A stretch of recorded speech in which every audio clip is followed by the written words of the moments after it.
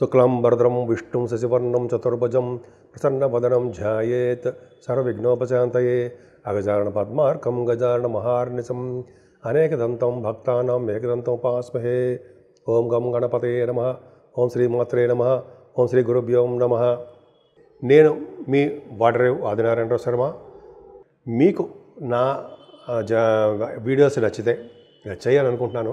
నచ్చితే లైక్ చేయండి, అలాగే షేర్ చేయండి, వీలుంటే సబ్స్క్రైబ్ కూడా చేయండి.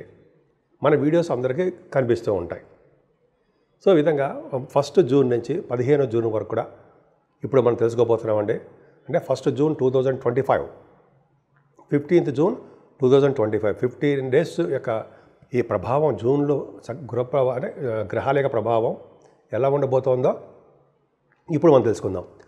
ఇప్పుడు మనం వృషభ రాశి గురించి తెలుసుకుందాము. రవి బుధులు మీ రాశిలోనే ఉండిపోయారండి. రాశిలో ఉండిపోవడం వల్ల ఏమవుతుందంటే చాలా తెలివైన వారు, సూక్ష్మ బుద్ధి కలవారుగాను, కూశాగ్ర బుద్ధి కలవారుగాను, అపారమైన విద్య సంపాదించేవారుగా ఉంటారు. మీరు జాతకాలు కూడా చూసుకోండి. మీరు జాతకాల్లో రవి బుధులు అంటే నేను చెప్పినవన్నీ ఉంటాయి. అంతేకాకుండా మీరు రవి బుధుల వలన నేమ్ అండ్ ఫేమ్ బాగా వస్తుందండి. ముఖ్యంగా ఈ ఫైనాన్స్ రంగంలో ఉన్న వాళ్ళకి చార్ట్ అకౌంటెన్సీ, కాస్ట్ అకౌంటెన్సీ అంటాం కదా, ఆడిటర్స్గా బాగా నేమ్ అండ్ ఫేమ్ ఉంటుంది. చాలా తెలివైన వారుగా మీరు ఉంటారు. ఏదేమైనా ఈ రవి బుధులే మళ్ళీ 6వ తారీఖు నుంచి బుధుడు మిథున రాశిలోకి, రవి 15వ తారీఖు నుంచి రావడం జరుగుతుందండి. బుధ గురుడు కాంబినేషన్ మీకు ఏంటంటే గురుడు కూడా సెకండ్ భావంలో ఉండడము, సెకండ్ భావాధిపతితో కలిసి ఉండడం వల్ల అనర్గళంగా మాట్లాడే శక్తి మీకు ఉంటుంది. ఆగరు వాగ్ధాట్ ఎక్కువ ఉంటుంది. కొంతమంది ప్రాసలతో మాట్లాడుతూ ఉంటారు, కొంతమంది రచయితలుగా ఉంటారు, బాగా ఎక్కువగా మాట్లాడే శక్తి మీకు ఉంటుంది. కొంతమంది పాటలు పాడేవాళ్ళుగా ఉంటారు, అద్భుతంగా ఉందండి, పాటలు పాడతారు. బుధుడు ద్వితీయ భావన ఉంటే సంగీతం బాగా వస్తుందండి వాళ్ళకి, నృత్యం బాగా రావడానికి అవకాశం ఉంది. శుక్రుడు కూడా ఉంటే నృత్యం కూడా అద్భుతంగా ఉంటుంది. అంతేకాకుండా బుధుడి ప్రభావం వల్ల బాగా తెలివిగలవారుగా ఉండడము, సంపదలు పెరగడము, ఇంతకుముందు ఉన్న డబ్బుల కంటే సెకండ్ హౌస్లో గురుడు ఉంటేనే సంపదలు పెరుగుతూ ఉంటాయి. బుధుడు సెకండ్ హౌస్లో, లార్డ్ కూడా సెకండ్ హౌస్లో ఉండడం వల్ల ఇంకా మీ ధనానికి అడ్డు లేకుండా బాగా మీరు కష్టపడ్డందుకు దానికి తగ్గ ప్రతిఫలం ఖచ్చితంగా మీరు పొందుతారు. కష్టపడితే డబ్బులు రావు. అంతేకాకుండా వేళపడ్డ భోజన వసతులు చక్కగా ఉంటాయండి. ఏదైనా మీరు మీ ఇంట్లో ఈ వారం 15 రోజుల్లో కూడా భూములు కొనుక్కోవడానికి అవకాశం ఉంది. అయితే భూమి తగ్గ వ్యాపారాలు చేసే వాళ్ళకి, రియల్ ఎస్టేట్ రంగం వ్యాపారస్తులు కూడా చాలా బాగుంటుంది. ఏదో 4th భావంలో కేతు ఉన్నాడు కదండి, కేతుతో కలిసిన కుజుడు అంటే విద్యలో ఆటంకాలు కలిగించడానికి మాత్రం అవకాశం ఉంది అనడంలో సందేహం లేదు. ఏదైనా సప్తమాధిపతి 4th భావంలో ఉన్నాడు కాబట్టి విదేశీ పర్యటన కూడా మీరు వెళ్ళడానికి అవకాశాలు ఎక్కువ ఉన్నాయి. అంతేకాదండి, పంచమ స్థానానికి సరిదృష్టి ఉండడం వల్ల సంతానం విషయంలో కొన్ని ఇబ్బందులు మీరు ఎదుర్కోవాల్సి వస్తుంది. అలాగే సినిమా రంగంలో ఉన్న వాళ్ళకి, కళారంగంలో ఉన్న వాళ్ళకి ఆపర్చునిటీస్, అవకాశాలు చాలా తక్కువ, అసలు రావు కూడా, late అయిపోతుంటాయి.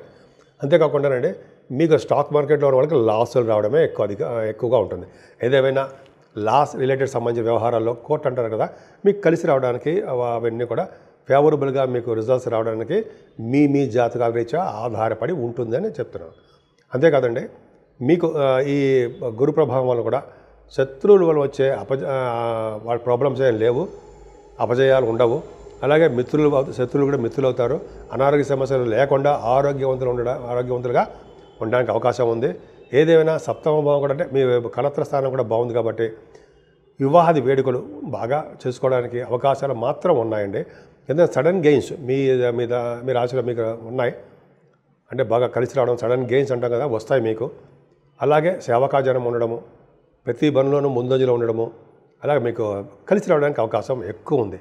9th house lord, 10th house lord కూడా మీకు శని లాభంలో ఉన్నాడు, మంచి యోగాన్ని కలిగిస్తాడండి.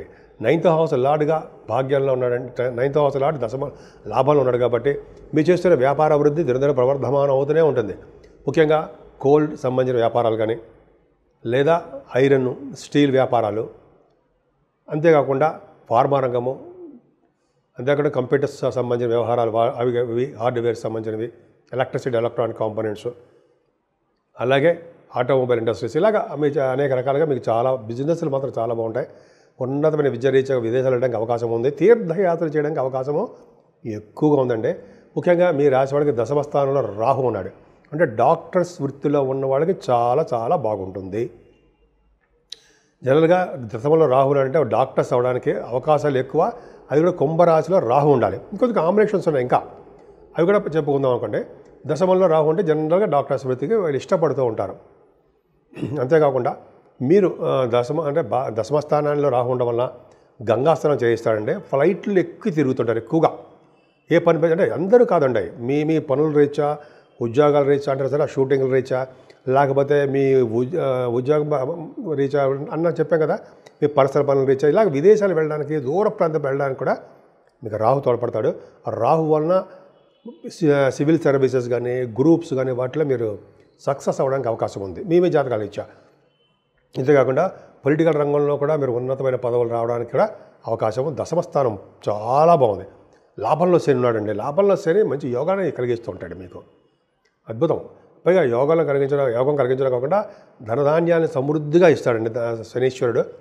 మీకు కొన్ని మీ బిజినెస్లు కూడా శని కారకత్వంలో బిజినెస్లు, లేకపోతే మీరు చేసినటువంటి సాఫ్ట్వేర్, రియల్ ఎస్టేట్ రంగ బిజినెస్లు కూడా బూమ్ చాలా స్పీడ్గా ఉంటుందని అర్థం. ఏదైనా శుక్రుడు, మీ రాష్ట్రాధిపతి శుక్రుడు 12వ భావంలో ఉండడం తప్పే కాదంటే జనరల్గా ఏంటంటే మీకు ధన ఖర్చుని అధికంగా ఇస్తాడు. అమ్మవారి యొక్క దర్శనాలు ఎక్కువ కలిగేట్ చేస్తుంటాడు. తీర్థయాత్రలు చేసేట్టుగాను, ధన వ్యయం ఖర్చు పెట్టేట్టుగాను, చెరువులు బావులు తవ్వించడానికి అవకాశాలు ఉండేట్టుగాను మీకు శుక్రుడు ఉపయోగపడుతూ ఉంటాడు. ఏదేమైనా శనికేతువుల మధ్యలో ఆ గ్రహాలన్నీ ఉండిపోయాయి కాబట్టి మనకి అనుగ్రహాలు తక్కువగా ఉంటాయి. గ్రహాల యొక్క అనుగ్రహాలు తక్కువగా ఉంటాయి కాబట్టి అనుగ్రహం కలగాలంటే రాహుకేతుకి సంబంధించిన పూజలు, కేతుకు సంబంధించిన పూజలు చేసుకోవడం వలన మనం లైఫ్లో ముందుకు వెళ్ళడానికి అవకాశం ఉంది. నేను మీ వాడరేవు ఆదినారాయణరావు శర్మ, CMA అంటే కాస్ట్ మేనేజ్మెంట్ అకౌంటెంట్ అంటే CA ఎలాగంటారో CMA కూడా అంటారు. అలాగే MA ఆస్ట్రాలజీ మీకు తెలిసే ఉంటుంది. జనరల్గా మీ జాతకాలు తెలుసుకోవాలనుకుంటే date of birth, time of birth, place of birth అన్నట్టుగా అన్నీ ఉంటాయండి. చేసుకుంటే అన్నీ ఉంటాయి. మీరు ఉంటే నాకు పంపించండి. మీకు ఏమైనా ప్రాబ్లమ్స్ ఉన్నా, వివాహాలు కాకపోయినా, అయితే ముహూర్తాలు పెట్టాలనుకున్నా, అయితే మ్యాచింగ్ అంటే వధూవరుల యొక్క జాతకాల పరిశీలన కావాలన్నా తప్పకుండా నేనే చెప్తానండి.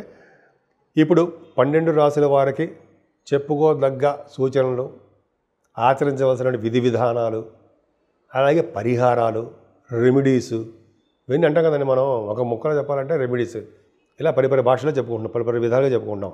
ఏం లేదండి, మేషరాశి నుంచి మీనరాశి వారు కూడా అన్ని గ్రహాలు కూడా దిగ్బంధంలో ఉండిపోయాయి. అంటే రాహుకేతుల మధ్యలో సవ్యకాల సర్పదోషంలో ఉండిపోయాయి ప్లానెట్స్ అన్నీ కూడా. సో ఇలా ఉంటే ఏంటి అంటే, ఇలా ఉంటేనంటే మరి ఎంత కష్టపడ్డా అక్కడ మనం ముందుకు వెళ్ళలేకపోతూ ఉంటాం. మనకి గుర్తింపు కానీ గౌరవం కానీ దక్కదు. కొంతమందికి అయితే అనారోగ్య సమస్యలు వచ్చేసి హాస్పిటలైజేషన్ అయిపోతూ ఉంటారు. కొంతమంది పొలిటికల్ రంగంలో ఉన్నారనుకోండి, వాళ్ళకి పదవులు రాక ఎదుటి వాళ్ళ చేత తిట్లు, ఎదుటి వాళ్ళ చేత ఏదో విమర్శలు చేసుకుంటూ, రాజకీయ రంగంలో వాళ్ళకి కాదండి, అందరికీ కూడా. ఎందుకంటే మనకి టైం బాగున్నప్పుడు అలాగ ఉంటుంది అంటాం కదా. సో ఇవన్నీ చిన్న ప్రాబ్లమ్స్ ఉన్నాయండి. ముఖ్యంగా రాహుకేతుల వలన, శనైశ్వరుని వలన కొంతమందికి కొన్ని రాసుల వాళ్ళకి దోషాలు ఉన్నాయి.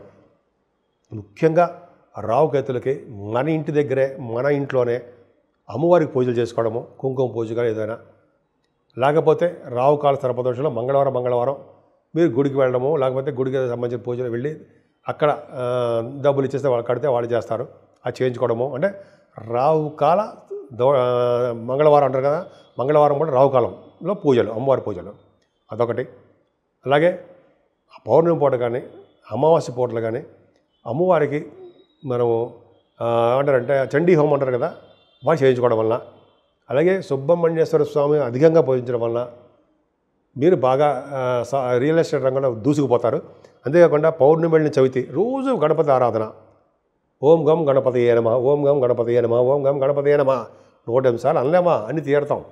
సో అలా చేసుకోవడం వలన దోషాలు చాలా పరిహారం అవుతాయండి.